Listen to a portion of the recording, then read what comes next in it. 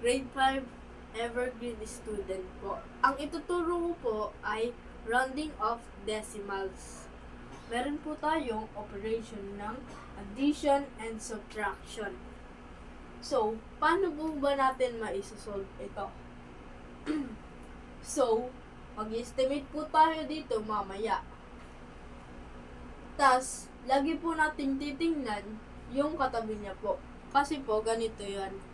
Pag 5 to 9, ibig sabihin, mag-a-add po ng 1 dito. At pag 4 to bababa, ay di na po tayo mag-a-add. Hanggang, ayun na lang po ang isusulat natin. So, katulad po nito, 8 po, ibig sabihin, type 2 pataas, ibig sabihin, mag-add po ng 1. So, ito pong 3 ay magiging 4. So, isusulat na po natin.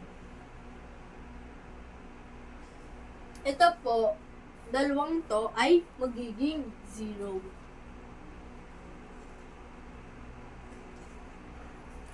Tas, ikakopy din po natin yung decimals.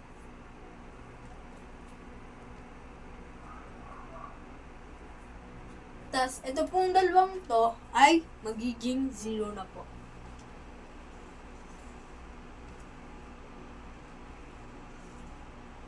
And yung 3 na pinalatan po natin ng 4 ay ikakopy din po natin. So, ang nakuha po nating pag-estimate dito sa 386.95 ay 400.00. Ang sunod naman po natin ay 979.50. So, lagi po nating tatandaan o titingnan ay yung katabi niya. Kung mag-add po tayo ng 1 sa pinakaunahang number o hindi.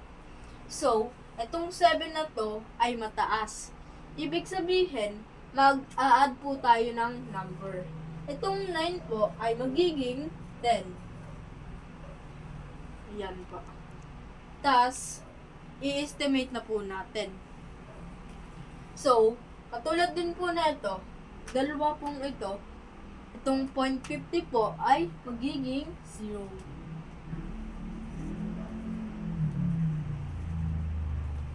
Tas, ikakopy din po itong decimals.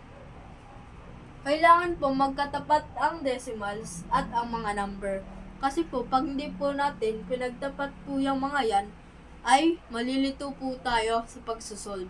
At maiiba po ang ating pagsagot. So, ito naman pong dalawa ay 0 din po.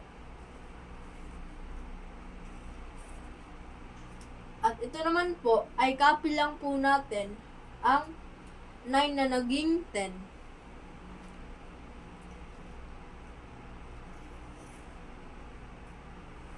So, ang nakuha po natin sa 979.50 ay 1,000.00. Sunod naman po tayo ay sa 499.95. So, lagi po nating titingnan ang katabi niya. So, ang katabi niya ay mataas. Ibig sabihin, mag-add tayo. Kasi 4 magiging 5. So, yan. And let's estimate. So, itong dalawang to ay magiging 0 ulit.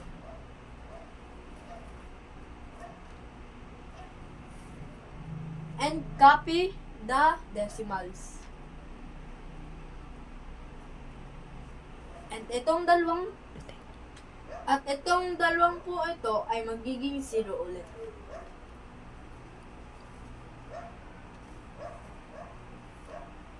So, ikakopy po ulit natin yung 4 naging 5.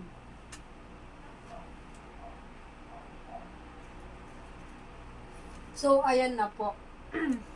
Isusulot na po natin ang operation na addition.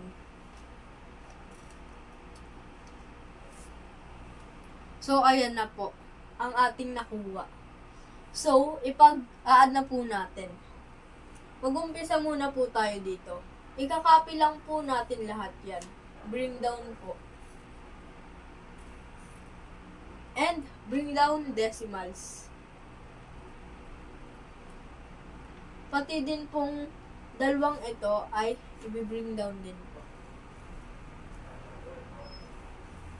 Tas, ipag-a-add naman po ito, 4 plus 0 plus 5. 4 plus 0 po equals 4. Kaya po, ipag-a-add na po natin siya sa 5. 4 plus 5 equals 9. At ito naman po ay walang katapat na mga numbers. Kaya po, bring down 1 na lang po. Ito na po ang ating nakuha na sagot.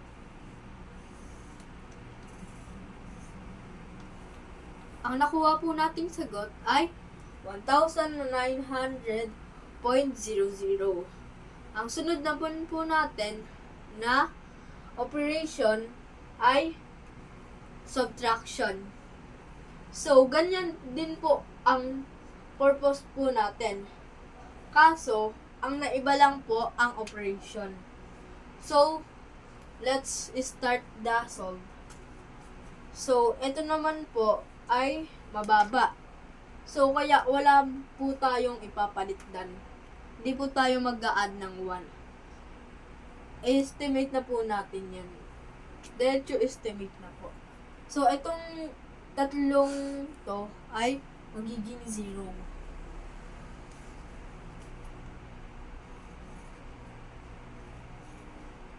Ayan po. Kaya po naging 0 tong tatlo dahil wala na po yan. Katulad din po nito, naging 0 din po yan. So, ikakopy na po natin ang decimals. At yung 4 na to ay magiging 0. Kasi wala na yan eh. Maliit na siya. Kaya katulad din siya ng ganito. Lahat po kasi nung mga katabi niya ay magiging 0.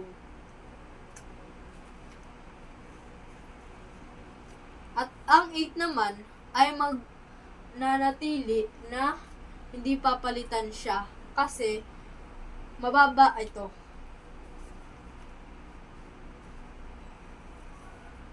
Kaya 80.00 lang ang nakuha natin.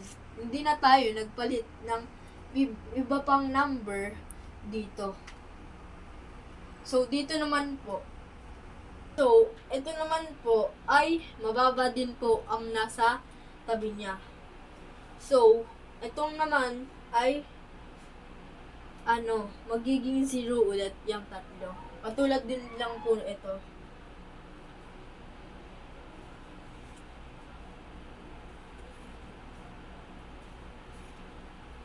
And, copy ulit po natin ang decimals. So, ikakopy po natin yung 60. Ito naman po ay 0. Kaya, copy the 60 na lang po.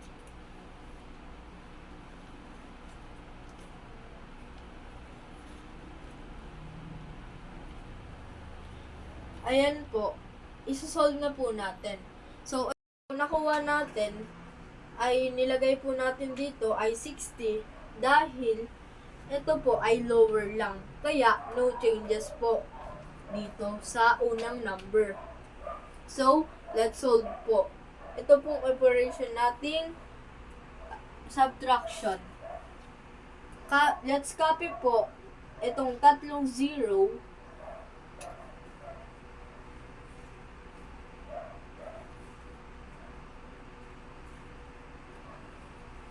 Ayan po. Tapos, copy din natin yung decimals.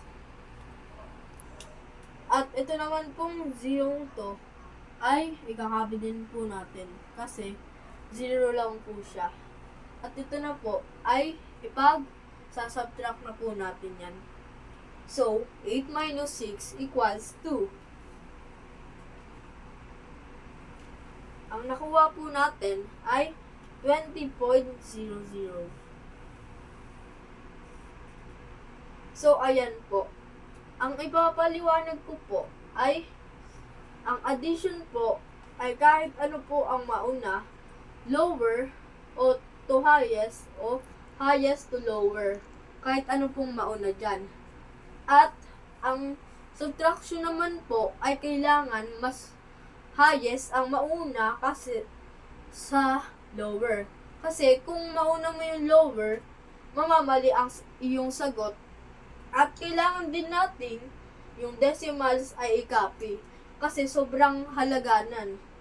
Kung hindi mo kinopy yan, baka mamalito ka na mali mo, thousands ang nalagay mo. Pero, ayun pala ay decimal point.